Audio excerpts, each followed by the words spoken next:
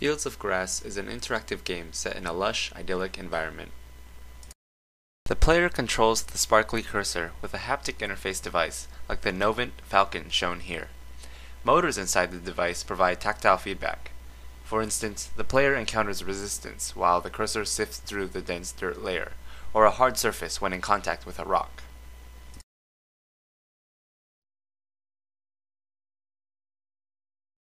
Among the rocks scattered throughout the field are magical rocks. A magical rock will emit a shockwave of sparks and play a note when hit, like this. The goal of the game is to hit all the magical rocks in the correct order, from the lowest pitch note to the highest pitch. A quicker time yields a higher score. Now I'll go into more detail about the graphical elements of the game.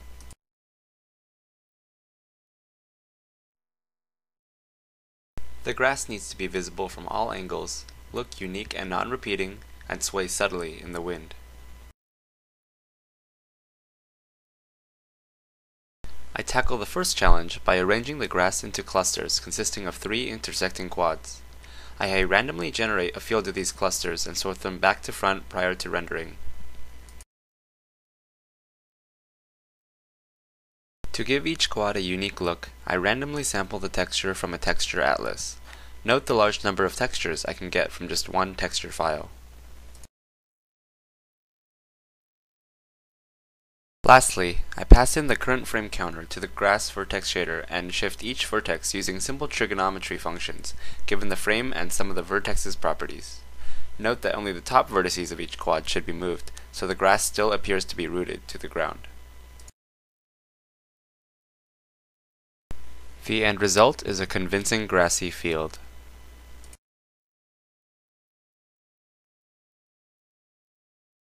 A custom particle system manages the cursor's sparkly trail and the dirt that gets kicked up. When the cursor collides with the dirt, the collision detection function tells the dirt particle system to emit a burst of particles.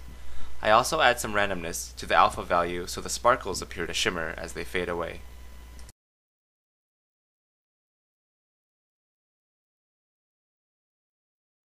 The background is a skybox, or a cube with each face rendered with the appropriate skybox texture.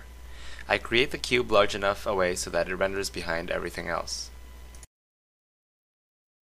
For the sun glare, a white full-screen quad is rendered with additive blending. The alpha component of the quad is determined by how close the look vector is to the direction of the sun.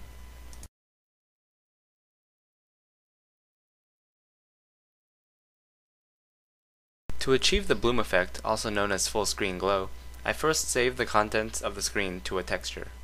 A horizontal shader pass blurs the texture horizontally by sampling multiple pixels along a row.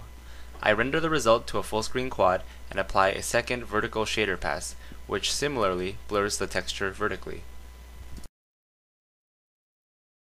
The end result is a Gaussian blurred image, which is then rendered over the original image with additive blending at a low alpha to give a soft, subtle glow.